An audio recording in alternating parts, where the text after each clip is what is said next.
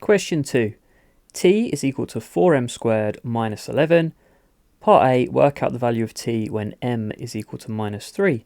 So this is substitution.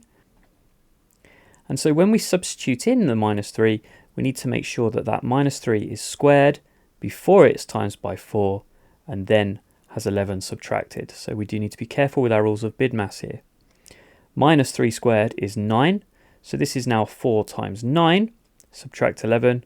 That's 36 take away 11, which is 25. So t is equal to 25.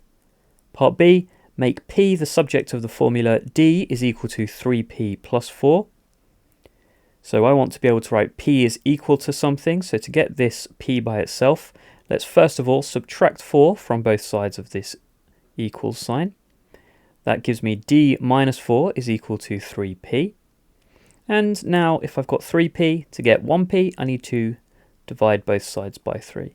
And dividing both sides by 3, I get d minus 4 over 3 is equal to p.